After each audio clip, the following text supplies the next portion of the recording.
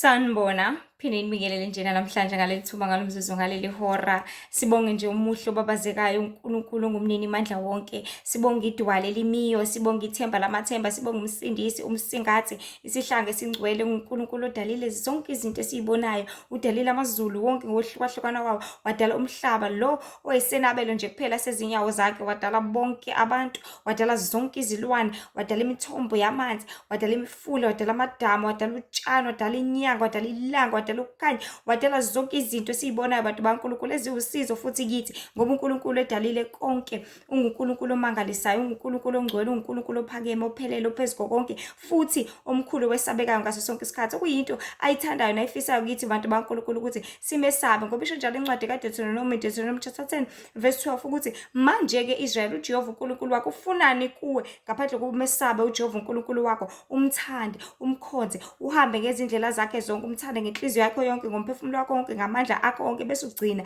imiyalelo yakhe kuyala ngayo ukuba kube kuhle kuwe. Ngoba ngaso sonke isikhathi konke uNkulunkulu asilethela kona usilethela ukuthi kube kuhle kithi. Konke uNkulunkulu asenzela kona usenzela ukuthi kube kuhle kithi. Konke uNkulunkulu asisiza ngakho sizela ukuthi kusizakale thina ngokuba ungumzali. Fana nomzali nje ekhaya abantu bakaNkulunkulu. Umzali ngempela oyithandayo ingane yakhe wenza isiqinisekiso sokuthi ingane yami ayilali ilambile, wenza isiqinisekiso sokuthi ingane yami indiza impahla iyagqoka, wenza isiqinisekiso sokuthi ingane yami ifudumele i-right, wenza isiqinisekiso sokuthi ingane yami makuthi iyagibela esikoleni umalume ukhokheliwe imoto, makuthi iyaphatha imphako esikoleni imphako zonke izinto zi-right, lo kwa-Monday, kwa-Tuesday, kwa-Wednesday, kwa-Thursday, kwa-Friday, wenza isiqinisekiso sazo zonke izinto. Ayixwayise ingane ukuthi ungahambi uyodlala laphaya, ungahambi uyodlala kuleya ndawo, ungahambi ngoba uzolimala, ngoba uzowa, ngoba uzoqhuzwa, ngoba kuzokwenzeka u-1 no-2 no-3. Kuningi bantu baNkulunkulu okuhlezi kwenzeka, kuningi ehlezi uNkulunkulu esixwayisa ngakho, esisiza ngakho, esiza thina ukuze kube yithi futhi abazohlezi benokuthula, abazohlezi benokukhanya, abazohlezi benokuphila, abazohlezi behamba kahle endleleni ngoba lapha emhlabeni kuningi esibhekene nakho, kuningi okukhona, kuningi esiphila kanye nakho ngoba amadimoni siyathola abantu baNkulunkulu ukuthi agcwele yonke indawo, agcwele kuzona zonke izinto ngoba azisabalalisela ukuthi afinyelele yonke indawo lapho kukhona khona abantu, yonke indawo khona abantu bezolimala, khona abantu bezowa, khona abantu bezofa kanye nabo ngoba amadimoni ayazazi ukuthi azofa, ayazazi ukuthi abekele ukubhujiswa ngelinye ilanga, ayazazi ukuthi sibekiwe isibabuli lapho khona bayosha bangqongqe kuphele ngabo, kodwa bafuna ukuthi bashe bangqongqe kuphele ngabo bodwa, kodwa bafuna ukuthi bashe bangqongqe kuphele ngami nawe, wena othanda uNkulunkulu. That is why moya isebenza kakhulu kangaka kulesi sikhathi sokugcina, izisabalalisa, izifaka ezindaweni zonke la khona kutholakala khona abantu. Mayebona ukuthi okay, abantu bathanda ukuthi ingene khona nayo lo, mayebona ukuthi abantu bathanda ukuthi ingene khona la, ifuna konke ngaso sonke isikhathi ukulangazelela kwabantu ukuthi balangazelela ini abantu lapha emhlabeni, badinga ini abantu lapha emhlabeni. Njengamanje siphila esikhathini lapho khona ingasahambi-ke ngokulangazelela kwabantu kuphela, kodwa isihamba nalapho abantu bedinga khona, isihamba isingena kwizidingo zabantu, especially izidingo ezifana nokudla namanzi. Okwakabani ukuthi amanzi aphume igazi, okwakabani ngoba sekwasho njalo omunye umthakathi nje, sorry, ex-witch, omunye nje udadewethu obabizwa ngo-Eric Mukisa, wathi ngey'khathi zokugcina kuyofika isikhathi lapho khona abathakathi babechaza le ndaba bethi ngale nkathi esasebenzela ubumnyama, uthi yayichaza le ndaba ukuthi nene kuzofika isikhathi lapho khona ukubona mangabe kushiswa umzimba, i-cremation, yes, kodwa manje abasazowucremate umzimba, basazowushisa, but into abazoyenza bazofaka emanzini bawuncibilikise ngoba imigodi izophela. Ngithi imigodi yakhokhelwa ezindaweni zabantu abayicucuca, imigodi yakhokhelwa ukuze ufihle umuntu la kumele ukhokhe imali ezokuthi bakungibhele bese wena ufika uyafihla nje kuphela, kodwa ngoba kuzophela zonke lezo zinto futhi kungeke ngoba ziphelile, ingoba vele kuyiplani yobumnyama ukuthi benze isiqinisekiso sokuthi abantu bafa ngandlela zonke inxazonke. So into ayichazayo wathi abantu into ezokwenziwa kubona bazofike bancibilikise, ukuncibilikisa izidumbu zabo njengosuku ubilisa inyama yenkukhu incibilika, kodwa amanzi ashise kakhulu bese yancibilika, umuntu ancibilika aze aphele, ebese lawo manzi lawa ayathathwa bafake ojiki, befake zonke izinto, kodwa egcineni kosuku asanegazi, asane-flesh, agcina ezophuma lapha empompini, uphuze inyama yomuntu, uphuze igazi lomuntu, ungazi, unganakile ngoba nisiphile ezikhathini zokugcina lapho khona yonke into ifuna ukuthi bonke abantu baluthekele ebumnyameni, bonke abantu baluthekele egazini, bonke abantu baluthekele ebubini ngaso sonke isikhathi ngoba kahle kahle ile mimoya abantu bakaNkulunkulu ethanda igazi, ile mimoya ephila ngalo, ile mimoya ephuza lona, ile mimoya engasurvive ngaphandle kwalo. So ngalesi sikhathi ifuna igazi ngendlela ifuna ngayo, izoluthekisa abantu ukuthi benze ukungcola khona izohlezi ihlele emzimbeni yabo. Ngale kathi ihlele emzimbeni yabo izolifuna igazi lapho ifuna khona, and then izofuna bese iyalithola. Ngoba kahle lamagumbi ethu bantu baNkulunkulu angamadokodo nje kuphela ayo yonke imimoya engcolile. Ngabe imoya yamandiki, yamandawo, izindlondlo, imimoya yobumnyama, amasathane, yabathakathi, amadimoni, noma iliphi uhlobo lomoya liyathanda ukuthi lithandele luthole indawo, luthole igumbi, luthole ikhaya. Ngoba yonke into ithanda ukuthi ibe nendawo yokhosela, yonke into ithanda ukuthi ibe nendawo yokuhlala, yonke into ithanda ukuthi ibe nendawo lapho khona izokwazi ukuthi iyondleke khona. Njengoba unekhaya kini, ekhaya kini uyenza njani? Uyageza khona, ekhaya kini uyadla khona, ekhaya kini uyalala khona, ekhaya kini uyondleka khona, uyanakekeleka khona. Namadimoni afuna into ekanjalo ngoba wona ahamba emoyeni, ahamba shwi shwi shwi shwi, kodwa nawe ayalangazelela ikhaya. Ikhaya iliphi? Umzimba wakho. Sorry. So ngale nkathi ungazingcolisi, uzingcolisa, udla nanoma yini, uphuza nanoma yini, wenza nanoma isinoma kanjani, umzimba wakho uyangcola. Let's say uzodla ingulube, ingulube iyangcolisa spiritually, iyangcolisa ngaphakathi lakho. Ngaleyo ndlela kuno spirit noma kuzonoma nomoya ozowumema ekuthenini uzohlala emzimbeni wakho bese udla ngawe. Makumoya wokubhema, uzolubela ubhemile nje, kubhema umzimba wakho kodwa kahle kahle kudla lo moya lo ohleli kuwena. So bantu baNkulunkulu, imimoya nje obile bilihlala kubantu ibaholela ekuthenini badle izinyama eziyizidumbu zabantu, because njengamanje siyazi siphela isikhathi lapho khona izinyama seziguqulwa, black magic, abantu bembamba izingane bethwala ngazo, beqede lapho bephakela abantu emgaqweni, udle inyama yomuntu ungazi. Because sekufake kwathaka, kwafaka iy'payisi, kwafaka uviniga, kwafaka zonke izinto, o-Mrs Balls, kwafaka yonke into ongayicabanga ngeke uzuze ukuthi inyama yezinqa lena. Faka lonke isihlobo le-spice, paprika, supreme, aromatic, yonke into engafaka ongayicabanga, ozeal. Kuthako khona ngeke kuze kubonakale, kufihleke ukuthi kahle kahle le akusiyona inyama yenkukhu kodwa inyama yomuntu. Bese usuyidla le nyama kulo moya lo la lo thanda leli gazi, libe luwondleka. That is why isho ukuthi ngekhathi zokugcina abantu bayodlana bodwa, ngoba kuzofika isikhathi sendlala, kuzofika isikhathi lapho khona bezofaka ama-robots kuzona zonke izindawo. Kuze abantu abamnyama baluthekise ukuthi basuse kwimvelo yabo. Ngithi ngale kathi besuka kwimvelo yabo basafuna ukutshala, abasenandaba nokuthi balime, abasenandaba nemfuyo, abasenandaba nazo zonke izinto ebeze bagcina beqoqekile, bengadingi ukuthi bayosebenza bayothenga, kodwa bedinga ukuthi bephile nje, bangene ensimini, balime, badle, basuthe, impilo ikhule, impilo futhi ingapheli. Kodwa abantu abaningi sebeluthekiswe ngempilo yesilungu, ngempilo ye-technology, ngempilo manje ngempilo uthuko. So wonke umuntu akasenendaba nokuthi abuyele emuva, akasenendaba nokuthi, kodwa bonke sebelangazelela ukuthi kusamele ngiyosebenza, awumele ngenze ukuthi zothi usufuna ukuyosebenza lapha, qede lapho qasha i-robot, wena uzokwenza njani umsebenzi uyabaphelela. Abavele sebephambili bayabuya bona ngoba imisebenzi yaphela, wena usafuna ukuya phambili, uzokwenza njani ngoba isekho indawo vele phambili, abasafuni nezinto zabo.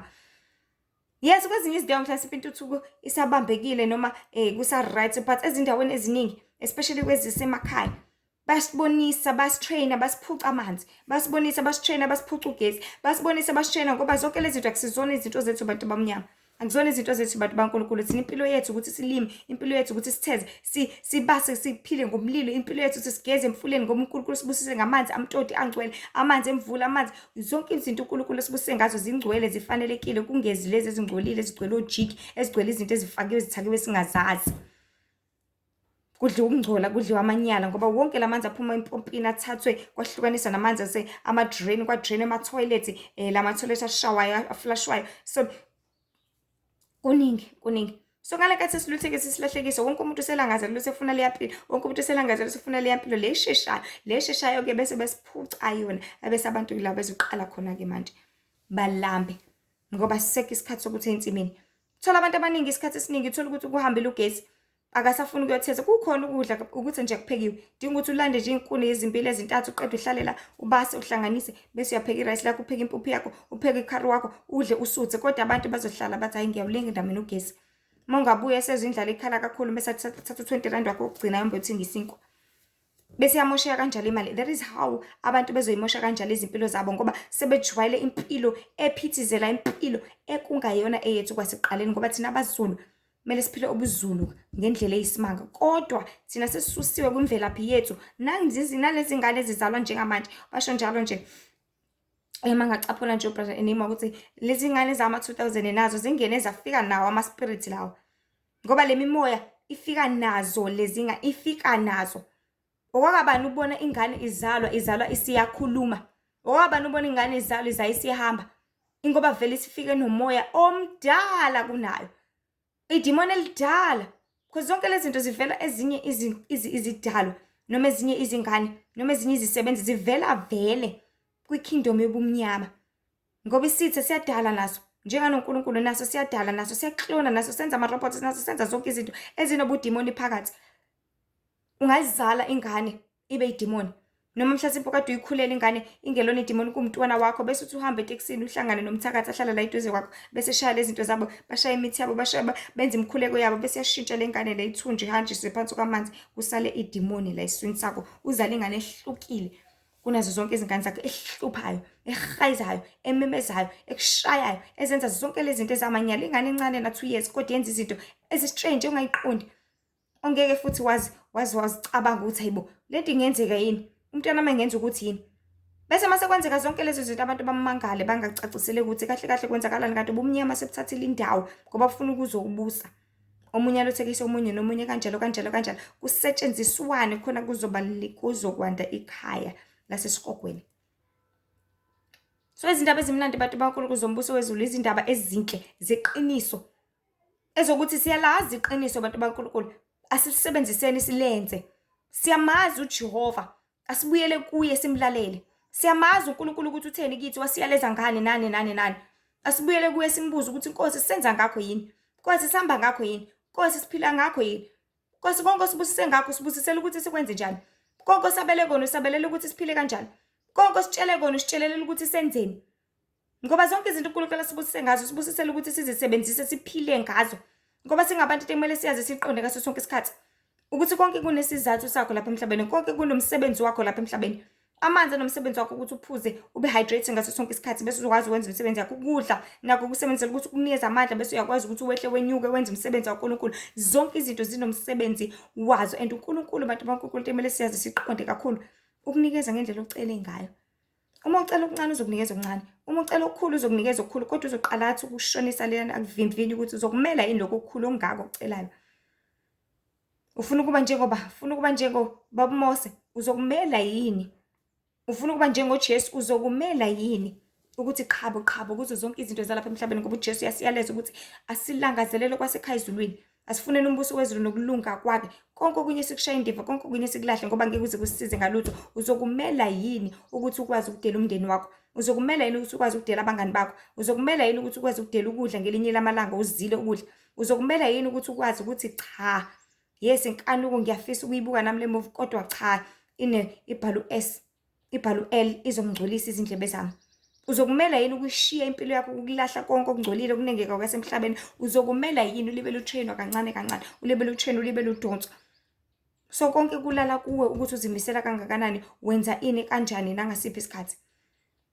So bantu baNkulunkulu kumele siyazi siqonde lapha emhlabeni ukuthi kuhlezi kubalekile ukuthi simbonge uJehova umdali wezulu nomhlaba ngakonke asenzela kona. Ngoba ezintweni zonke ezimbi esizenzayo, ezintweni zonke esiphila nazo, usabekezela, usasisiza, usasibekela. Bekhala abantu, bekhala ngelanga, olaza lashisa sasavelela kodwa kuphinda kunikeza ilanga nangakusasa. Bekhala ngemvula sasavelela sazanetha kodwa kuphinda kunethisele funa imvula. Because ukhala unjalo, usane washe ngegcwele ubasket wena usukhohliwe. Ukhala unjalo, usaphinda usafuna ukudla wena ukuthi uyalamba, usazofuna ukuthi uyothenga ukudla nani nani. Lokho ukudla kuzomila kanjani inganathanga imvula? Kuzohluma kanjani ngoba kona kudinga lamanzi emvula lawo wena osowashaya indiva osungasenandaba nawo, kanti iwona aphilisayo bantu baNkulunkulu. Iwona amtoti, iwona amnandi, iwona acungekile, iwona angcwele, iwona afanelekile. Memele ngabe siphila ngawo ngoba uNkulunkulu usibusisile ngawo. Ikona okungcwele, ikona okuyimvelo, ikona okuyindalo. Kungengabanye uNkulunkulu abagcwele lapha emhlabeni asebethatha imvelo bese befaka emoya yabo engcolile, bese kwenzeka izinto ezingafanelekile ezingalungile. So nathi simele ukuthi siyilalele futhi siyithobele, sihloniphe kakhulu imvelo.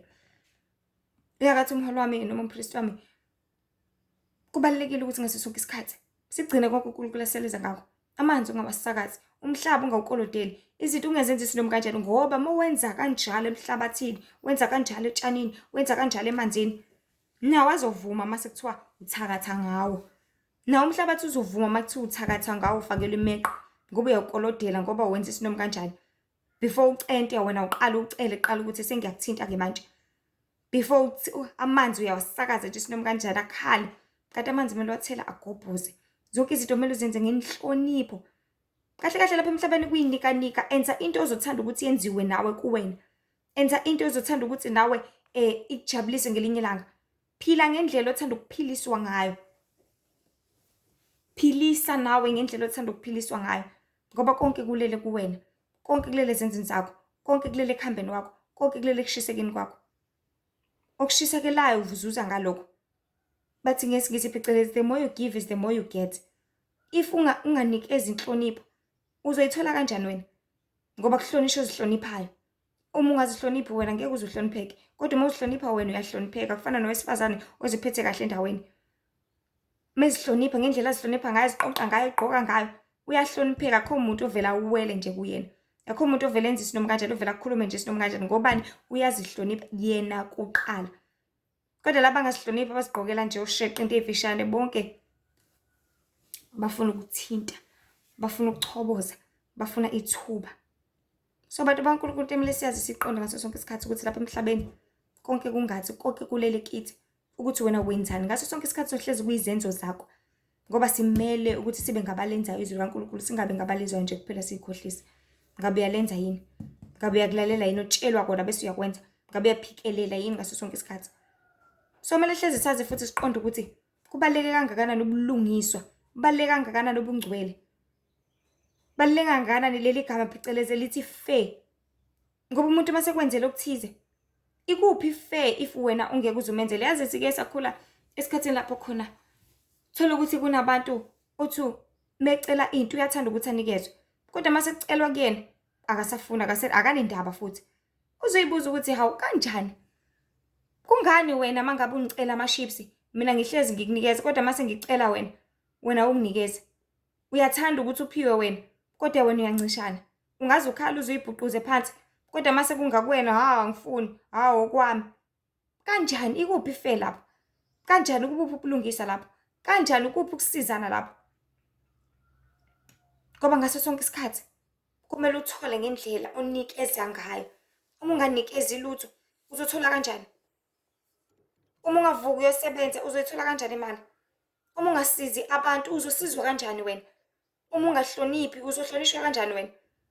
Uma ungahambeli abantu uzohanjelwa kanjani wena? So bantu baNkulunkulu, uNkulunkulu sesithandile kakhulu. Wasenzela konke thina singamenzeli lutho. Wasihambela thina singamhambeli. Wasithanda thina singamthandi. Wasisibekela thina sizidana sizela sizenzela umathanda. Wasondela kithi thina singasondeli kuye.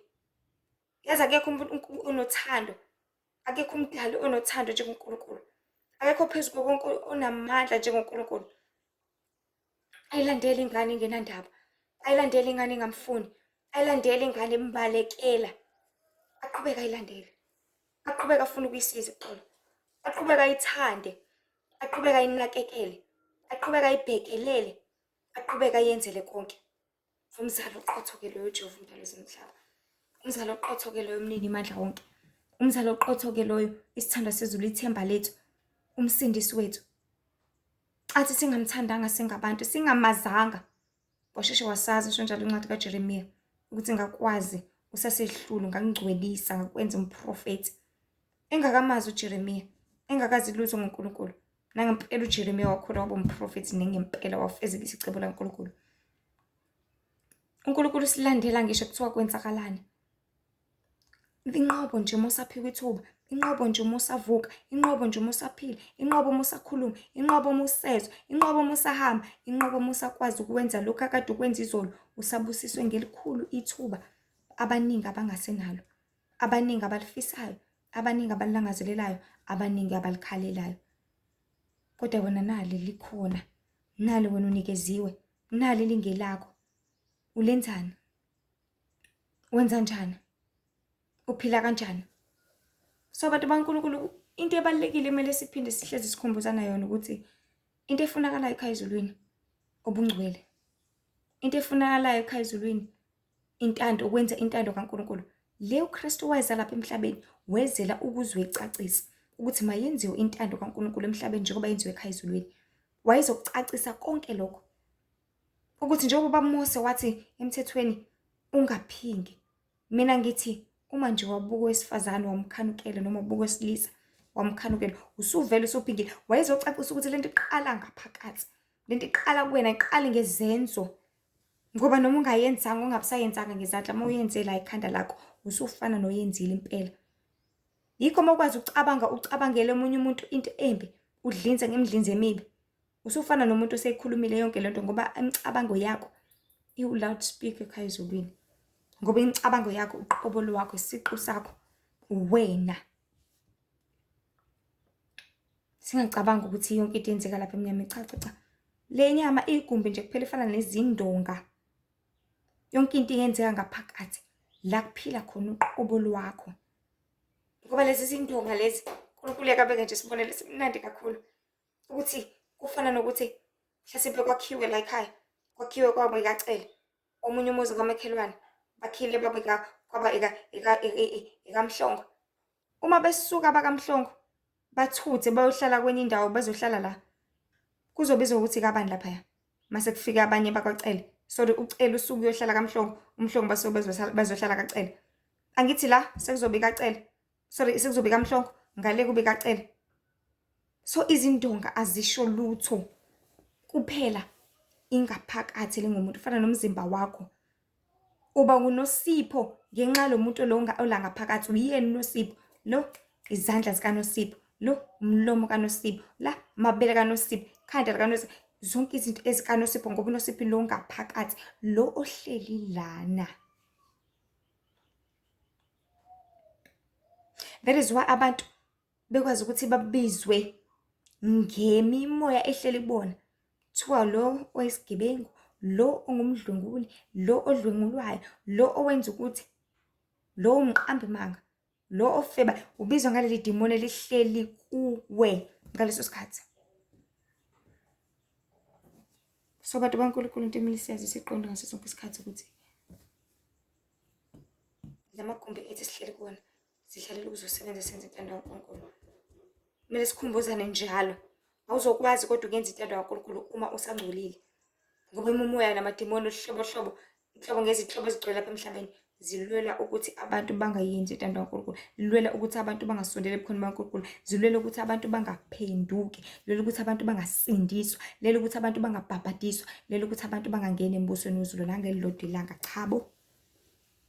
That is why uKristu ethi masizihlambulule njalo nsuku zonke ngokuvuma izono zethu, ngoba yonke into lapha emhlabeni iyisono njengamanje. Amadimoni abubusa ngandlela zonke nxa zonke.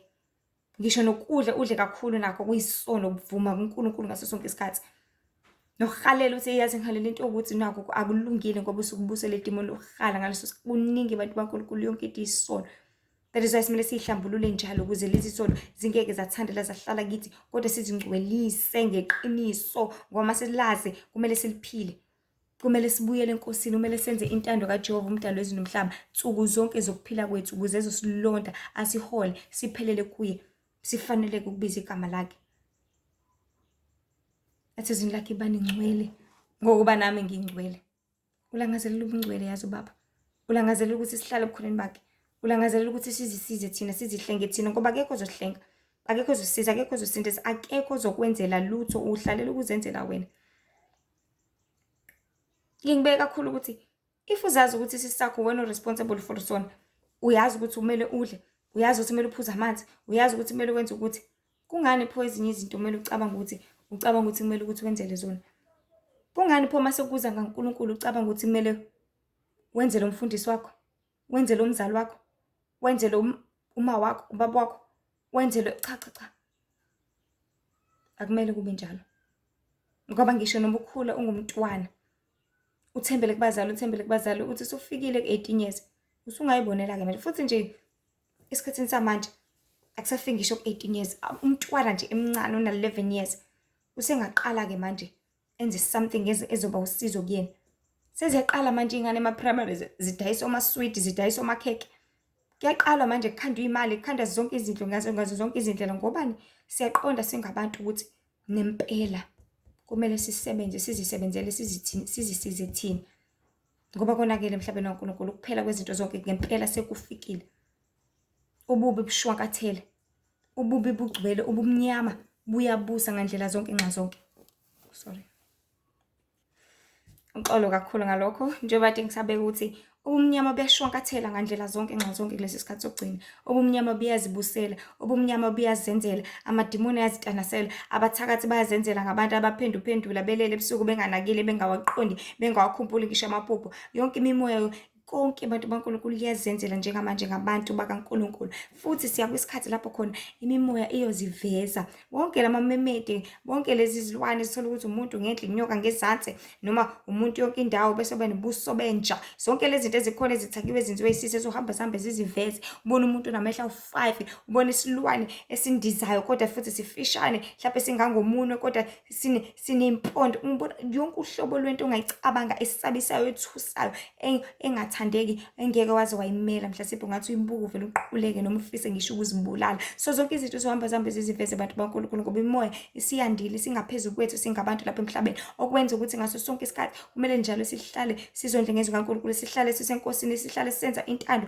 kaJehova umdali wezulu nomhlaba ukuze ezohlala nathi, ukuze ezokwazi ukuthi asifukamele sibe abantwana bakhe ngaso sonke isikhathi, ngoba siyakudinga ukuthi sihambe sifukamele, siyakudinga ukuthi sihambe sivikelwe, siyadinga ukuthi sihambe sibe nokuthula, siyadinga ukuthi sihambe sibe nothando, sithandwe ngendlela efanelekile singabantu, ngoba abantu baNkulunkulu konakele emhlabeni kaJehova. Sigcwele izinto eziningi uNkulunkulu angazidalanga ezizosinikeza inkinga. uNkulunkulu seke nje wakhuluma kanjalo kimi, wathi kuneziningi izinto uNkulunkulu angazidalanga ezizosinikeza inkinga kulesi sikhathi sokugcina singabantu. So kudinga ukuthi sikubalekele konke okubi, sibuyele kuJehova, sibuyele ekukhulekeni, sibuyele ekunxuseni, sibuyele ekuzileni, sibuyele kwenzeni intando kaNkulunkulu, sizihlambulule, sizisize thina, ngoba ngaso sonke isikhathi abantu baNkulunkulu kuzona zonke izinto ezenzakala lapha emhlabeni kulala kithi ukuthi thina senza njani, kulala kithi ukuthi thina thatha siphi isinyathelo, kulala kithi ukuthi thina siphenduka kangakanani ngokuzimisela kwethu. So isihloko nje ngifisa sikhulume ngaso sithi ukuze abantu baNkulunkulu kube nefeko kuzona zonke izinto, kukona konke uKristu sesenzele kona, nathi asidlaleni yethu indima ngokuthi siqhubeke la egcine khona, ngoba utrain emsebenzini bese utrainela ukuthi uqhubeke-ke nawe, uyiphushe ingane ngesithuthuthu, uyiphushela ukuthi iqhubeke izihambele, umkhulisa umntwana bese ekhulela ukuthi azikhulele, bese aziqhubeka azikhulise naye, umondle bese eqhubeka, bese ethola umsebenzi, bese eqhubeka azondle naye, umsize bese yaqhubeka azisize naye. Sorry, esikoleni sokufunda ukubhaka, ufundise bese manje ukwazi ukuthi uzibhakele, emajardini ufundise, usafika emsebenzini ufundise ukuthi kuklinwa kanje, ufundise usizwe mawusizwe, bese yaqhubeka uziklinele. Mawufunda ukushayela akutshela udrive ukuthi okay, nyathela iclash, nyathela ibrake, isusa manje, faka uneutral, faka iaccelerator, enza ukuthi faka igear number 1, akutshengise, akufundise zonke lezo zinto. Ngelinye ilanga kuzomela ukuthi ungene wedwa lapha emotweni bese uyayenza yonke lento kade utshelwa yona. Ngaso sonke isikhathi yonke into esifundisayo nabantu baNkulunkulu sifundisela ukuthi siyenze thina, siyenze nangesikhathi sethu, siyenze mase kufanelekile, siyenze mase kunesidingo, siyenze mase kubalulekile. That is why iBhayibheli libeka ngokucacile kubazali ukuthi khulisa umntwana ngendlela eyoba ngeyakhe. Okethu noma sekhulile angasuki kuyo, umkhulisa kanjani ngendlela eyobe yakhe, indlela ukuthi umsondeze enkosini, indlela yokholo, indlela yokukhuleka, indlela yokuvangela, indlela zonke izindlela zasenkosini ezithabisa uJehova umdali wezulu nomhlaba.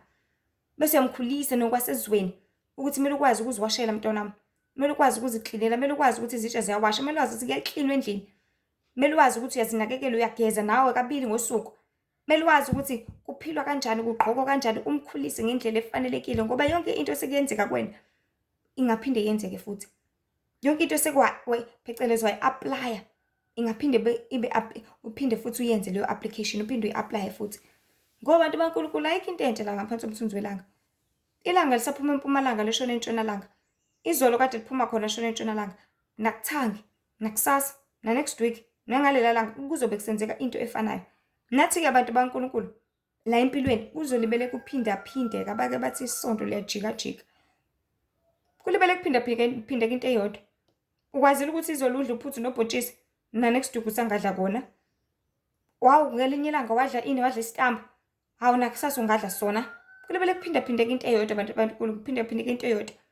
Into ebayinkinga kodwa kubantu ukuthi ibona abaguqukayo, ibona abashintshayo, bathi hayi basakufuni lokhu, bathi hayi basakwenzi lokhu.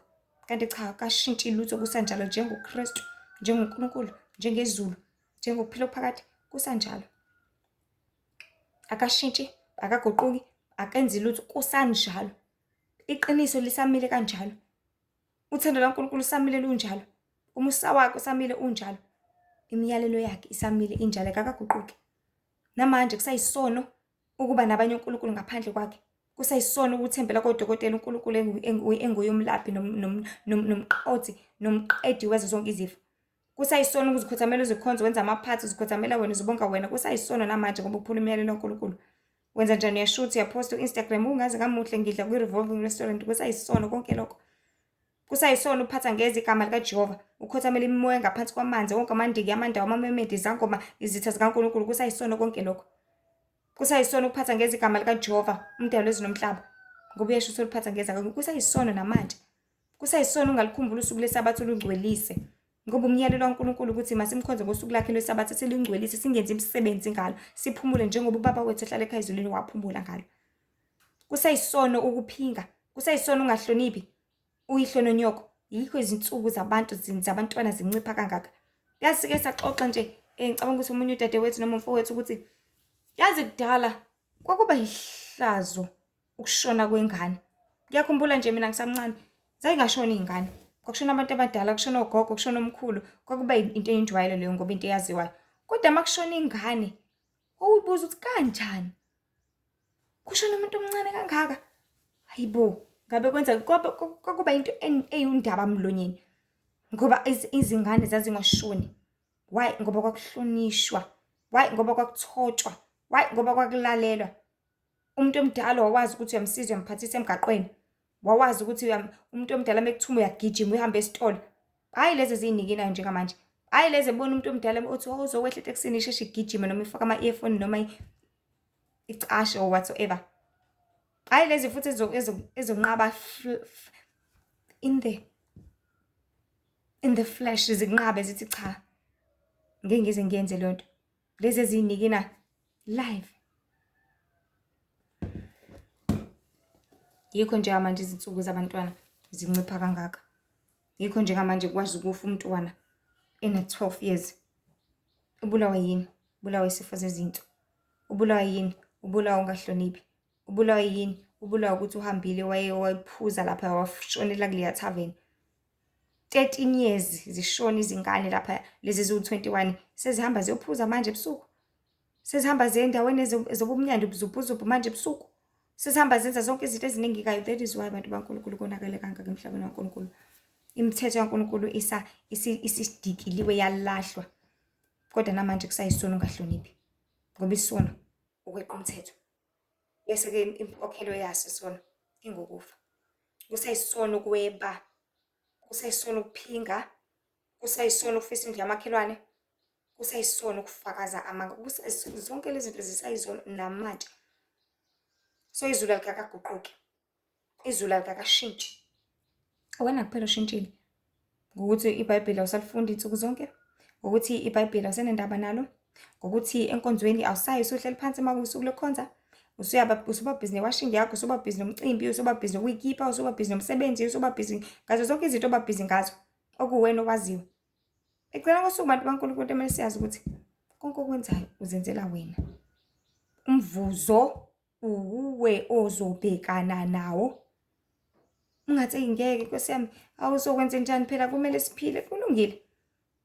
Zinikaze zonke lezo zinto wonke lawo ma-excuses lawo phecelezi. Qhubeka uzinikeze, qhubeka uzifide wena ngoba enye into engiyaziyo ngisitha. Uma ufuna i-excuse sizokunika. Yabo sinehholo lama-excuse agcwele phakathi. Ufuna excuse ukuthi into yokuthi awuyenza izokunikeza. Sokutshela ukuthi hawo wena ngeke ukhathele ingayi. Uyayifuna ngithi awufuni kwinkonzweni ukhathele uhlale phansi la ngempela nawe. Awu phela usuyasebenza ngithi uNkulunkulu okunikezile lo msebenzi. Besho njalo. Bethi kumele ngenze njani ngoba uNkulunkulu onginikezele lo msebenzi. Kumele ngidlale ngawo. Bezinikeza ama-excuse ngeke uNkulunkulu akunikeze into ezokususa eduzane naye ngeke. Ngiyaphinda ngithi ngeke. Ezokwenza ukuthi usuke ulahleke. Fana nomzali angeke umzali ahambe yosuka esitolo athengele wena into azi kahle ukuthi izokubulala, izokulimaza. U-allergic kumakinati, asuke umzali ahambe wawalanda amakinati bese yakunikeza wena bese uthi hhayi nginikezwe umama. Ngoba nginikezwe umama, hhayi angiwadleke. Ekubulala. Cha, unikezwanga umama wakho. Unikezwe lo seceleni ozenza umama wakho. Ewenza ngazuthi uyakuthanda. So bantu baNkulunkulu, ngaso sonke isikhathi kumele sazi uthando kaNkulunkulu ukuthi lukhulu kangakanani. Konke asesenzele kona, thina sihlalela ukuthi sidlale indima yethu. Sihlalela ukuthi nathi simmithi halfway phecelezi. Sihlalela ukuthi nathi sikubuke konke asesenzele kona. Bese siyabuka ukuthi yazi ayikho ifair ukuthi thina silwe sibuyele emuva. Ayikho ifair ukuthi thina silibele senze umathanda. Ayikho ifair ukuthi thina silibele sishona le nale. Kodwa senzeni konke ngoba nomntwana uqhuthe bese iyaqhubeka. Lapha enkolweni kwakwasho njalo nje udadewethu Sister Celestine. Wathi ayikho into ethabisa uNkulunkulu ngaphandle kokubona umntwana ekhula. Nasekhaya ayikho into ejabulisayo ubona ingane iyakhula. 1 minute iyakhasa, 1 minute siyabambelela, bhada oyeda. 1 minute siyabhadazela isabambeleni. Umndeni ujabula ushaya izandla utanase kubungazwe. Ngenxa ukuthi kuyabonakala ukuthi usiyakhula ke manje, usiyazimisela. Nawe ke muntu kaNkulunkulu. Into ejabulisa uNkulunkulu ukuthi ukhula ngani? Ukhula ngokulalela, ukhula ngokuthobeka, ukhula ngokwenza intando kaNkulunkulu, ukhula ngokuthi yonke into uyithathe uyifake kwi-application. Kade weba indlela yokubonakalisa ukuthi usuyakhula ukuthi uNkulunkulu akakuthandi lokho. Futhi noma ulingwa usemsebenzini nanani, uyabona ukuthi le hand iningi futhi ayidingi umlungu vele ngeke ayibona uthi cha. Ngoba ngicelanga futhi akusiyona yami engize ngikwenze lo. Uyakhula ke ngaleyo ndlela. And the more ukhula, the more uNkulunkulu ejabula. Because the more ukhula, the more ekuthemba ngokukhulu kakhulu. Ngoba uyabona ukuthi nangempela lo mntwana wami uzimisele. Nangempela umntwana wami uyakhula ufikelela ezingeni lokuthi ngempela axhumane nami njengomzali wami. Njengomzali wakhe. Ngoba enkolweni kunama-level amaningi abantu baNkulunkulu. Uma ungakazani noNkulunkulu ungakalazi izwi lakhe, uzolizwa mhlasimpe ngesithunya sakhe. Uma ungakaqondi, uzolizwa mhlasimpe ngomfundisi wakho. Umkhula uzolizwa nangezwi kaNkulunkulu. Izwi lakhe uNkulunkulu ngoba yonke indawo ngazo zonke izindlela. Kodwa uma usukhulile uzolizwa ngizibonakaliso. Uzolizwa ngamaphupho. Uzokhuluma tshale enhlizweni yakho ngisho uzihambele endleleni. Uthi yazi uJehova uthi yazi izulu kade lingixoxela ukuthi uthi yazi ngempela uqinisile. Uthola ukuthi into wayibuza last month. Uthi hamba endleleni bese uyaphenduleka. Kuvele kuhlanganisa ukuthi ubuke lokhu ihlangane lento bese uyaphenduleka nangempela. So bantu baNkulunkulu siphila esikhathini lapho khona kumele sazi siqonde ukuthi ngaso sonke isikhathi uJehova usithandela konke okuhle. Uyamthanda umntwana okhulayo. Lento asohlezi siyifaka ezicathulweni zethu singabantu. Asohlezi siyibuka ngathi singabantu ukuthi wena uthandani, wena ujatshuliswa yini, wena uphoxwa yini, wena ukhaliswa yini, sorry. Yonke into engakuphoxa noNkulunkulu ngamphoxa. Yonke into ekujabulisayo noNkulunkulu ngamjabulisa. Yabona ngakathi ustressekile, ukhathazekile, uthi yabuka ekhabetheni, Nkosi yami kwaphela ukudla. Uthi yabuka efrijini, lo Nkosi yami kwakhala amanzi. noNkulunkulu uyastresseka kanjalo. Uyayihlola imidlinzo yakho, uyakubona ukulangazelela kwakho. Uzobona ngaye nje sekulethela konke okudingayo. Uzobona ngaye nje sethi bhu, ubone ngumuntu ekunikeza 500 uthi hawu. Nanku 500 akho enganguthathe last year. Uthi hawu sengawukhohla ngisho ukukhohlwa kanti cha. uNkulunkulu uyasebenza ngoba ubonile okudingayo washeshe wakwabela ekusiza ngoba ungumntwana wakhe. Ngoba uthanda ukukunakekela. So abantu baNkulunkulu kuningi. Kodwa ngibalekile kumele sikwazi ukuthi izulu lilangazelelani kithi. Izulu lidingani kithi. Izulu lidinga ubungcwele. Izulu lidinga ukuthi uzihlambulule. Izulu lidinga ukuthi uzilungise, uzicwece. That is why izindaba ezinhle ezimnandi zombuso kaNkulunkulu zithi abantu phendukani. Ngoba umbuso wezulu ususondele. Angithume kona nje uNkulunkulu kakhulu mina ukuthi bantshela abantu ukuthi mabaphenduke, bahlanjululwe, babhabhadiswe, bazihlambulule ezoneni zonke. Ngoba uJesu uyabuya. Futhi ubuya kwakhe kungaba into yamanje. Ungadingi ukuthi ucabange ukuthi mhlasimpe uzobuya after 20 years. Cha. U20 years mhlasimpe ungangakufica wena. Kodwa zilungise manje, zilungise namhlanje. Ngoba ikusasa laziwe. Wazi ngani ukuthi uzovuka? Wazi ngani ukuthi namhlanje kulizoshona usaphila? Wazi ngani ukuthi njengoba uthi uyogibela nje e-town uzofika yini? Wazi ngani ukuthi uzobuya yini? Wazi ngani ukuthi lezi zinto oyoyithenga azizoba noshevu ozokubulala mase usuzidla? Wazi ngani ukuthi lento oyithenga leli gwinya olithenga kumama lapho emgaqweni alifakwanga into allergic kuyona? Wazi ngani ukuthi mhlasimpe kuningi esingakwazi isidinga ukuthi njalo sihlezi sizibuyisele enkosini, sifune ubukhona bakhe, sifune ubuso bakhe, sifune amandla akhe, sifune ubungcwele bakhe, sifune inkazimulo yakhe. So khona konke uNkulunkulu asesifundise kona, asasifundisa kona, asabela kona, masigcine sekwenze. So isihloko sethu sithi izulu likuhlambululela ukuthi uzihlambulule. Izulu likuhlambululela ukuthi uzihlambulule. Ngale kathi umama ehlezi egeza ingane egeza njalo ekuseni emini ntambama ekuseni emini ntambama. Ngelinye ilanga ufuna ukuthi ifunde ukuthi nawe masukhulile wazi ukuthi kugezwa kanje. Wazi ukuthi iqalwe ekhanda. Wazi ukuthi izindlebe ziyagezisiswa uthathe ama-earbuds ukline kahle izindlebe zakho. Wazi ukuthi izinzipho zakho kumele uzinqume zihlezi zizinhle khona ezingezi sihlala ukungcola. Wazi ukuthi amazinyo akho uyawaxubha waxubhisise khona kuzosuka konke ukungcola ngoba zonke izinto ozidlayo ziyangena emazimini nani nani. Wazi ukuthi amakhala akho uyasusa uthi ukhipha yonke into. Wazi ukuthi izinwele zakho ziyakanya. Wazi ukuthi ngaphansi kwamakhwapha uyakhohlisisa uthatha isaka ukhohle emhlane. Wazi ukuthi imikaba yakho nayo iyagezwa. Wazi ukuthi ngaphansi liyagezisiswa. Wazi ukuthi uyaziphucusisa ichopho onyaweni akufundise zonke lezi zinto ufake ngisho ibrush ezinziphweni zasezinyaweni. Uzigezisise uzihlambulule uzikhuculule. Ngaleyo ndlela uma usukwazi ukwenza lokho kumele ukhule bese uyakwenza. Kodwa abantwana abakhula abazali bebanakekelile bebageza bebenza yonke into bese bekhulile bona bangayenzi le nto. Athi shushu omunye angagezi kwanhlobo.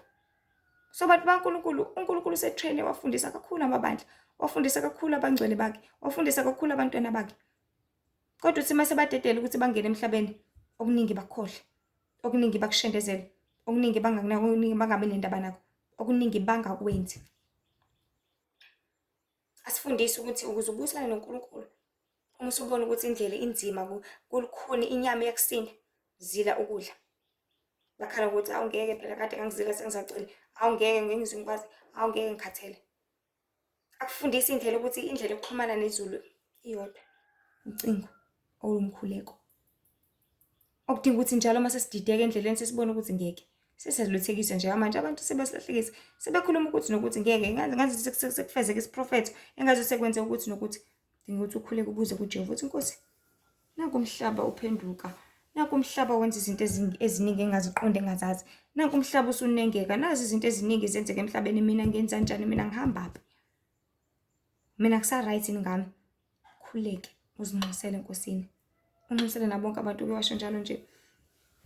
Omunye umfundisi uMichael wathi kubalekile ukunxusela abantu.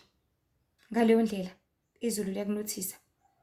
Ngoba lenkathi ubakhulekela abantu, ukukhulekela isizwe, ukukhulekela abantwana, ukukhulekela imindeni, umoya kaNkulunkulu uyabahambela bonke labantu ubasize kuzona zonke izinto. Isibusiso leso. Ngale ngathi besizakala bekwazi ukuyiyeka zonke izona abazenzayo. Isibusiso siza kuwe ngoba banxuselile. Bomema umoya kaNkulunkulu ukuthi ufinyelele kubona. Bomema umoya kaNkulunkulu ukuthi ubapha amandla balwe nayo yonke imoya engcolile esuke ibengamile ngaleso sikhathi. Bomema umdalo wezulu nomhlaba uNkulunkulu engcwele ukuthi abatshathe, abalekelele kukona konke ababhekene nakho ngoba kuningi abantu baNkulunkulu sibhekene lapha emhlabeni, sibhekene nakho lapha emhlabeni. Kuningi okubi, kuningi ubumnyama, kuningi ongafanelekile, kuningi ongcolile. So ngale nkathi sinxuselana sikukhulekelana sisizana sengamana sihambelana. Ingane nkathi imoya kaNkulunkulu usisiza khona ngoba baningi abantu abangazi, baningi abantu abangaqondi, baningi abantu abangakhuleki, baningi abantu abangazili, baningi abantu abangenandaba nokufunda ngisho izwi. Kodwa uma bakhulekela ubabiyela behamba benjalo, umoya kaNkulunkulu uyakuthokozela lokho ngoba the more bethola ithuba, the more bengathola ukuthi basindiswe babhabhadiswe bese bathola ukuhlengeka. So wena ubakhulekela kwakho wenza ukuthi imimoya isuke kubo, the more isuka imoya kubo baqhubeka bahlale ngoba umoya ukuhlala kwemimoya engcolile kubo ukuhlala kwesono ukusondela kokufa. So izulu likuhlambululela ukuthi uzihlambulule nawe. Empilweni kumele sihlezi sikhumbula ukuthi impilo esinayo sinikezwe uJehova, umdali wezulu nomhlaba. esidalwe ngumfanekiso wakhe, esifana naye ngakho konke, kungengezenzo zobubi kepha zobuhle. Kuliqiniso bantu baNkulunkulu ukuthi akuve kungumnandi ukuthi usize umuntu umsizele ukuthi afunde bese ehamba ngaleyo ndlela, kepha uthi umulekelele waze wabona ukuthi hayi usefunde ngokwanele-ke manje avele abuyele emuva engabe sayenza futhi leyo into leyo. Umsize ngampela umuntu umtshele ukuthi okay enza kanjena kanje kanje kanjena kanje bese umsizele ukuthi naye aqhubeka kwenze kodwa ngabe sakwenza lokho. Kufana lento ehlezi icasula othisha esikoleni ukuthi nifundela ukukhohlwa umthetho wenu. Nginifundisile last week ukuthi kuthiwa ABCD. Nganifundisa last month ukuthi kuthiwa mama momo. Senikhohliwe. Anisazi manje. Because ufundisela ukuthi uyigcine lento bese uyayenza. Bese uhamba ngaleyo ndlela. Umsize umuntu ukuthi kwenziwa kanje. Yena umsebenzi wakhe into ekumele ayenze ukuthi ukuze angakukhohlwa lokho kumele enze njani akubhale phansi. Khona ezohlezi ezikhumbuza. Khona ezohlezi ekwazi ukuthi akwenze akugcine. Kodwa bangenandaba. Bathi befundiswa, bathi beyalwa, bathi besizwa. Bakukhohle lokho bakushaya indiva futhi kungabi indaba zalutho. Ngaleyo ndlela ngokushaya kwabo yonke leyo nto le indiva. Ngaleyo ndlela ukubalekela konke lokho ngaso isikhathi kwenza ukuthi bagcine bekulibele kube ngazi ukuthi abakaze bakwazi. Ngoba ulwazi ungalenzi uyafana nesingazi. Yikho izwi kaNkulunkulu nguJakobe esiyaleza ethi ibani ngabalenzayo izwi kaNkulunkulu ningabi ngabalizwayo nizikhohlisa. Ngoba ayikhohlisa mawuthi into uyayazi ngokuthi uyizwile nje kuphela. Umbuzo uthi uyayenza yini?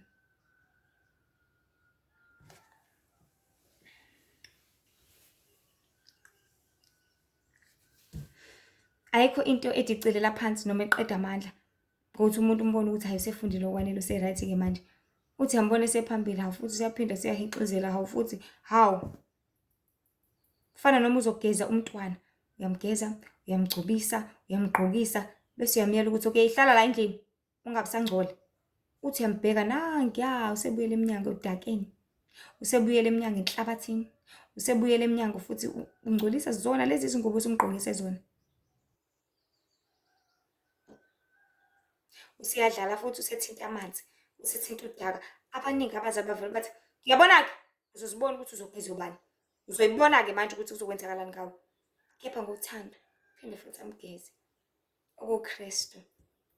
Athi sesihlambululile, mhlawumbe wahlengwa wabhabhadiswa. Uphinde ungcola ngithi. Abe sethi yazini, vuma izono zakho nsuku zonke. Ngizohlezi ngikuhlambulula. Kufana nomntwana ozothi ma ngiyaxolisa sengingcolile futhi. Ngiyaxolisa mama. Ngiyacela uphinde ungigeze.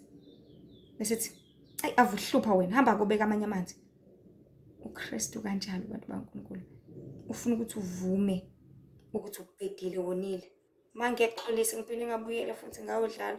Phela bengibona noSiyamthanda bedlala la ngavele ngahalela. OSiyamthanda basanda kwenzani? Angithi ubusugezile wena, angithi ubusu-right. Ayi avuhlupha njalo wena. Kodwa wabeka amanzi ngizokugeza. Ngoba uKristu uhlalele. Cabanga uhlalele ukuthi akulinde ukuthi uzoxolisa. Khona ezokuxolela. Uhlalele ukuthi akulinde ukuthi ubuyelane naye. Khona ezosondela ngoba uhlezi seduzane nawe wena osukayo. It's like umzali ohlala ekhaya. Like i-housewife kanje. Ungasuka ungaphuma ungahambi ungenzi lutho. Uhlalele ukuthi izingane zihlezi zisondela kuyena ma ngidinga ukuthi ma bese zona ziyaphuma ziyodlala. Siphinde zibuye ma ngilambile bese ziyaphuma ziyodlala. Umzali asala aqhubeka asale enze ukudla, asale aqine, asale enze zonke izinto, ahlale alinde ukuthi ingane azoyigeza. Nasibuyile ukudlala. Kodwa njengamanje siphila esikhathini lapho khona amakholwa enjoy kakhulu ukudlala. Enjoy kakhulu ingaphandle. Ngoba ingaphandle sitha lisifake ujumping castle, lifaka ama-pool, lifaka zonke izinto lezi zifaka yini le i-3D, zafaka lonke uhlobo lama-game, afaka lonke uhlobo lokudla okumnandi, afaka lonke uhlobo lokuba busy. So ngaphandle uma kugcwele yonke into engcolile, yini ozobe uyifuna ngaphakathi? Yini ozobe uyidinga ngaphakathi? Ila khona-ke ubumnyama busebenza khona kakhulu ekutheni luluthekise abantu ukuze bahlale ngaphandle, bahlale engcoleni, bahlale bebe busy bematasa. In the name of fun. Umzali ngaphakathi ubhizi ulungisa ukudla ulindile ukuthi ingane izogeza phela liyashona ilanga. Ulindele ukuthi izozihlambulula. Kodwa yona ibhizi iyadlala phapha siyabona noma sekuhlwile. Okuyila amehlo abantu ayovaleka khona. Avaleke bangaboni noma sekumnyama. Bangaboni nokuthi sekonakele. Bese-ke kuphela kanjalo-ke. Ngoba bonke ubumnyama buzobadungula abantu ngesikhathi uthanda ukuthi badungule ngazo. Kodwa umzali onguKristu ulinde ukuthi thina sibuyisane naye. Athi vumani izono nithethelelwe. Ufuna ukuthi sibuye size kuye. Uthi Nkosi ngiyavuma ngibhedile. Nkosi ngiyavuma ngifebile futhi. Nkosi ngiyavuma waqambile futhi amanga. Nkosi ngiyavuma ngiqambe ngikhohlisile futhi abantu. Nkosi ngiyavuma ngiphinde ngabhema. Nkosi ngiyavuma ngiphinde ngahala. Nkosi ngiyavuma ngiphinde ngaphinga. Ngiyavuma ngiphinde ngaphuza. Ngiyavuma ngiphinde ngaxokozela ngaxabanisa abazalwane. Ngiphinde ngadlinza ngokubi.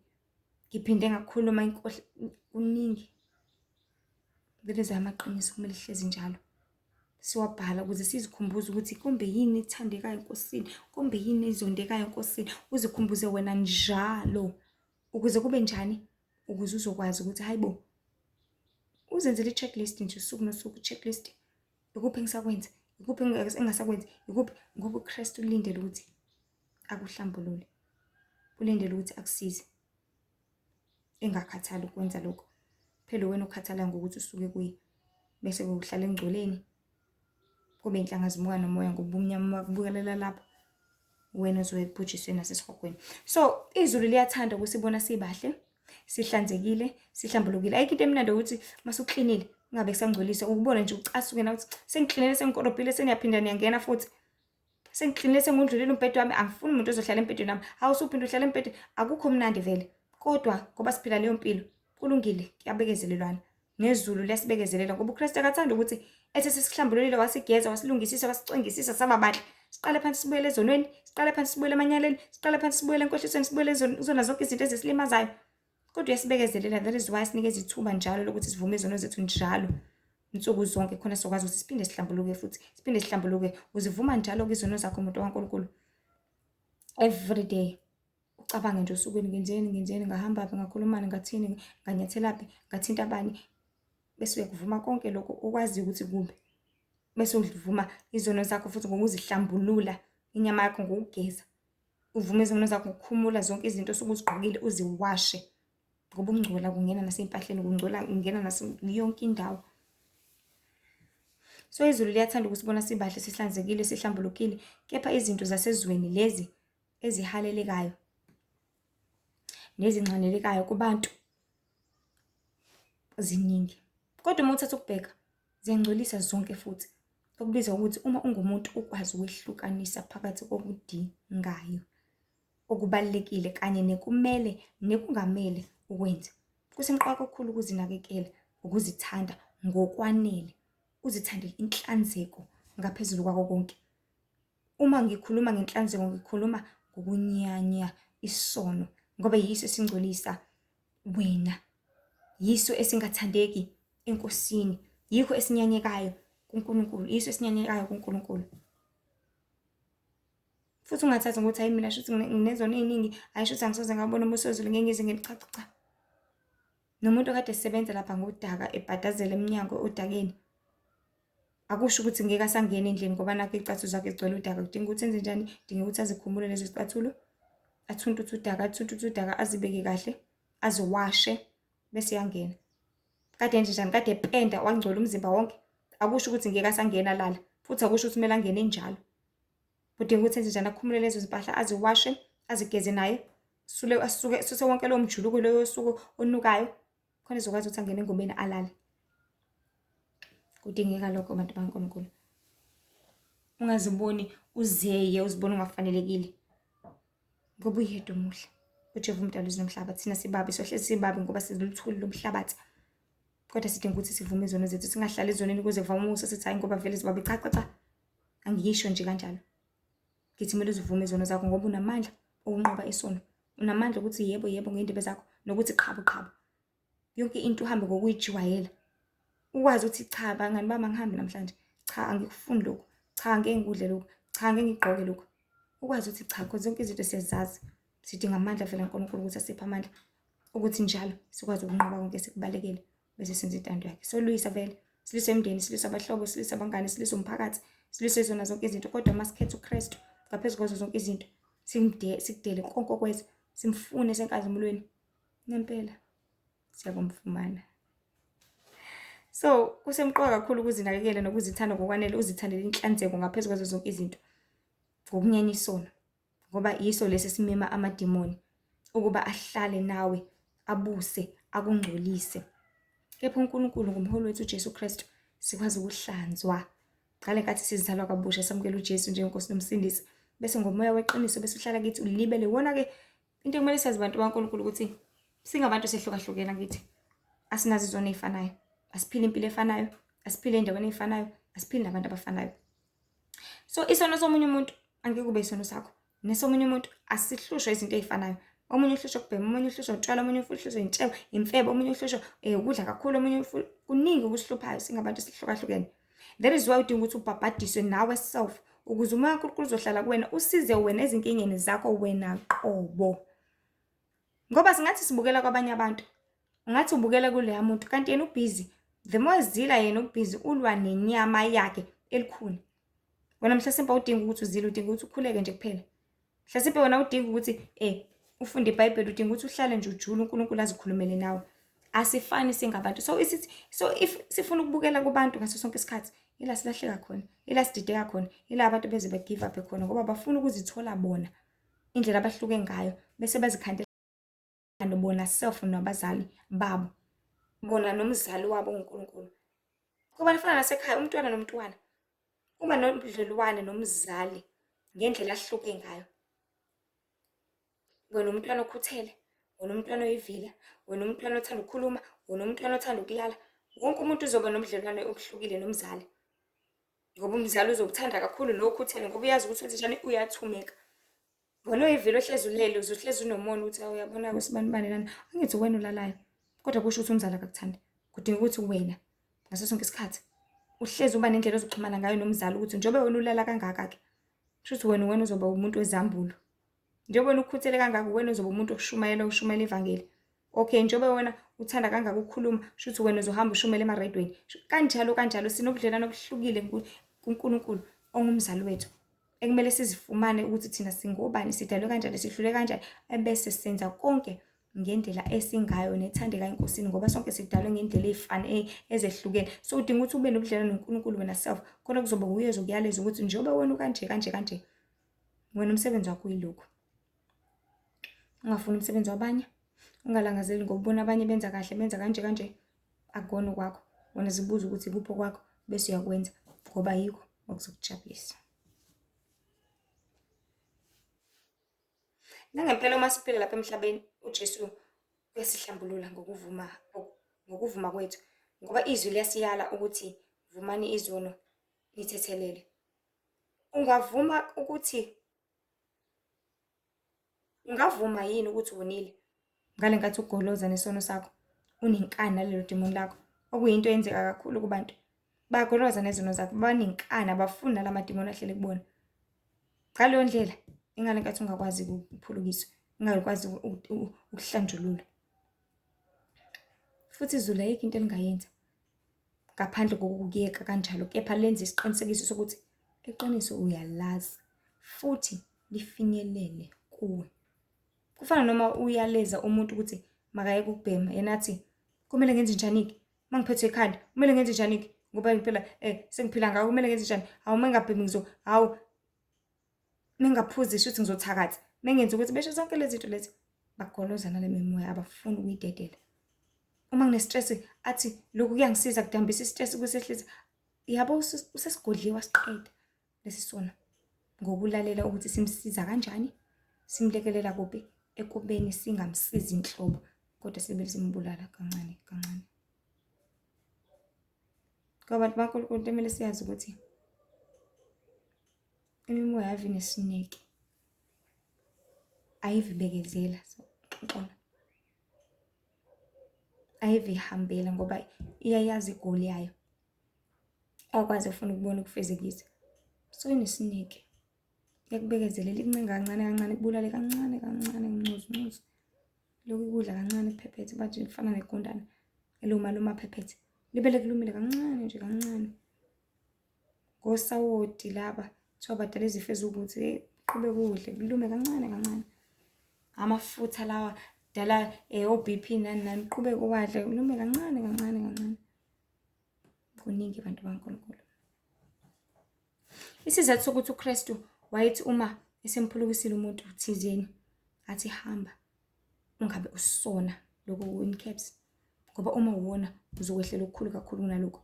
Ingoba wayeqonda ukuthi uma wakhipha idemoni elilodwa kuwe wahlanjululwa wamuhle, abasangcolile bazoba nomona befuna ukuthi bakungcolise nawe, befuna indlela nentubo yokungcolisa wena. Uma ubuyela ekungcoleni nasemanyaleni, imimoya yesizoza kuwe isiphindeke kasikhombisa ukuze ikunqobe ungabe usaba namandla okuphuma. Ake sithi ubunomoya ongcolile okuphuza kanje, uNkulunkulu akuphulukise uphume lo moya lo. Uma futhi waphinda uhalela unxanela waphinda waya kuleyo ndawo leyo yobumnandi, wabuyela khona uNkulunkulu sekuhlambulule mhlawumbe wangaphuza for unyaka wonke, kodwa waphinda wabuyela kubona, loyo moya loyo ngeke usafuna ukuhlala wodwa, ngoba uzobona ukuthi angizophinde ngikhishwe futhi la uzomema eminye imimoya uzozana ngizongisiza. So uzothi usuphuza usuyaqala usuthi angingizame nokubhema ngizwe ukuthi kona kunjani, usuyabhema. Phinde futhi isimo sobhemile usuqala usuqamba amanga, usuqala usuyafeba, usematshaleni uphuzile, usematshaleni uyabhema. Because the more futhi into ubuyela kuyona awuve uyenza kakhulu ungaqala. It's like ubuyela nje futhi usuyiphonsa. So awukade walamba. And then mase usuyiphonsa usuthatha noma yini usuyaphuza usuyabhema usukwenza konke. Usuyafeba uthi hawe nabesifazana ngengizana usufuna konke ingqondo yakho vele ilahleke complete. Ufebe uma uthanda, ukwenze konke uma uthanda, usukwenza isinoma kanjani ngenxa yokuthi ube yinja ebuyela emhlanzweni wayo. Ngaleyo ndlela uba ingulube nesigqila sesono, unomphelo uma ungaphenduki. Ngaleyo ndlela abantu baNkulunkulu uKristu uzele abangcwele, abahlambulukile, abayivumayo izono zabo, abenza intando kaNkulunkulu umdali wezulu nomhlaba, abangenasisono bezivuma nsuku zonke zokuphila kwabo ngokuba uyabuthanda kakhulu ubungcwele. Ngesizonda isono. Iziqubulo zami lezi ezimpili engicobhoza ngazo. uNkulunkulu esizonda isono, uNkulunkulu uyabuthanda ubungcwele. Uyabuthanda kakhulu ubungcwele ngoba ekhaya ezulwini kuphilwa ubungcwele, kuphilwa inhlanzeko, kuphilwa ungabi nasici, ungabi nasisono. Yebo sisemhlabeni obuswa yisono. Asikujiki lokho. Asikuphiki lokho. Ubuswa yisono ngendlela eyisimanga. Sisemhlabeni ongcolile kakhulu futhi kunaqala. Kepha nsuku zonke sihlalela ukuzihlambulula abantu baNkulunkulu. Siye ukuhlezi sibuyela emuva, kepha sikhulekele ukuya phambili ngaso sonke isikhathi. Ngokuba angeze kwasisizanga lutho emuva ngoba ngcolile. Ufuna ukubuyela emanyaleni? Ufuna ukubuyela kulento ongayithandi? Ufuna ukubuyela kulento enengekayo? Cha, asiyeni phambili. Okubalulekile kumele sikuqonde ukuthi ukusihlambulula kukaMdali wethu uJesu Kristu usihlambululela ukuthi nathi siqhubeke sihlanzeke njalo, ngoba uma usuklinile endlini yazi uyeke uthanda ukuthi lo sofa uma usulungisile nomunye mazohlala kuona bese sukuma aphinda ulungise phela. Usuyiwashile izitsha engazuthi nje lo munye ozophaka kuzona, ozophaka futhi esitsheni angazuthi ngasiwasha sibuyisela lapha ekhabetheni, khona uzokwenza umsebenzi ube lula. Khona umama ezothi ebuya emsebenzini ajabule ukuthi izitsha yiwashiwe, because akuzoba mnandi ufika wawasha izitsha wawasha waqeda wazi ukuthi wena yonke i-right. Afike umfowenu noma udade wenu afike yena izitsha noma athathe isitsha adle ngaso, adla amasa aqeda sibeke lapha ngasihlambulule. Athi yabuya umzali izitsha yiwashiwe, usho ngeqholo wena ukuthi yebo yiwashiwe, athi lesi uthi hawu ma ngiwashile nje, kuba ngazuthi umqambe manga. So kuba mnandi ngaleyo ndlela.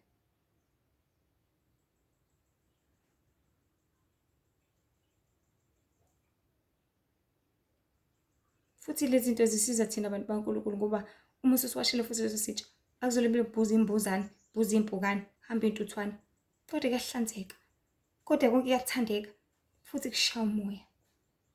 Ngaleyo ndlela lokho kwenza impilo ibe lula. Manje uKristu-ke mase kususa etshwaleni, ukususa ekubhemeni, emangeni, ekwebeni, egqokeni kabi, okumfishane, amabhuluku owesifazane, ekufakeni amacici, amanecklace, ukugaxa, ama-tattoo, amakhanda, ukuluka izinwele, izinto ezingafanelekile, ukungcola ngazo zonke iy'ndlela.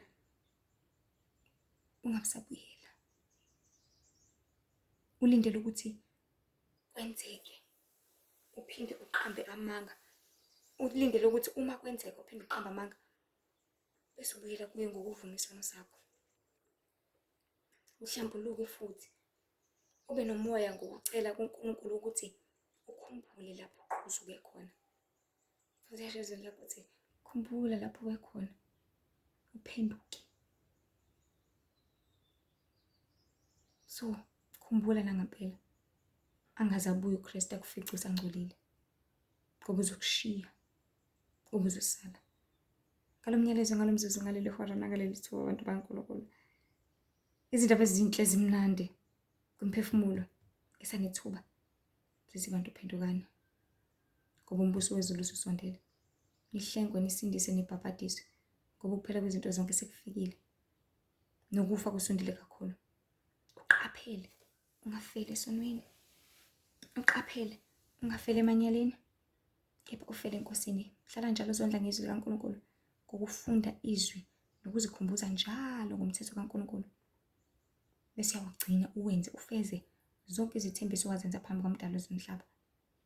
Ngenkathi uthatha isinqumo sokwamukela uKristu.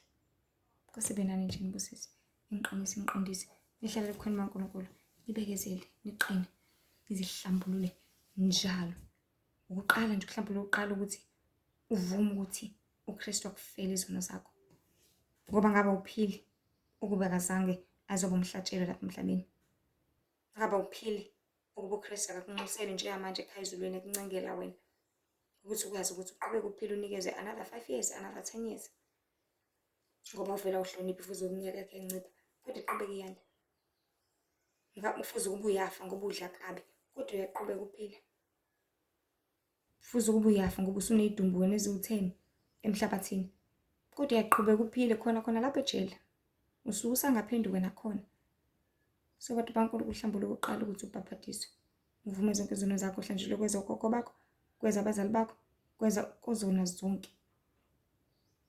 Bese usuhlanjululiwe, usuhlalele ukuthi ulalele umoya kaNkulunkulu, lokho kuyaleza kona, bese uyagcina ukwenza. Khona kuzoba kuhle kuwe, uzisindise wena. So bantu baNkulunkulu, masivumeni izono zethu, izulu lihlambulule ukuthi uzihlambulule nawe. Masimithe halfway uKristu, senze intando yakhe, sizihlambulule njalo. Njengoba esingcwelisile, nasi siqhubeke sizingcwelise. Njengoba esho nje incwadi Isambulu 22 verse 11 uthi ongcolile makayingcolise njalo. Ongcwele makazingcolise njalo. Okusho ukuthini? Okusho ukuthi kulele kuwena ukuthi uyazingcolisa yini? Kulele kuwena ukuthi uyazingcolisa yini? Kulele kuwena ukuthi wenza ini ngawe? So uma iphilele, uma ifela, umazenzele. Nkosi nje benani, ngibusise kakhulu. Hlezi nazi ukuthi uNkulunkulu uyasizonda isono, uNkulunkulu uyabuthanda ubungcwele. Cela nje ndlulisele nakwabanye bakwazi ukuthola ukuphilisa nokuphilisa. Ezinye iy'nkundla zokuxhumana zikhona uTikTok, Lihle Ithemba, kuFacebook Lihle Ithemba Mzobe, lapho khona imibhalo for abantu abafree mode, bese kuba khona nama-short 10 minutes clips, bese kuba u-Instagram Lihle Ithemba with IE Mzobe. Nkosi ibe nani, nibusise ngelihle namandla elingcwele elifanelekile egameni lenkosi uJesu, manje uzephatha. Amen.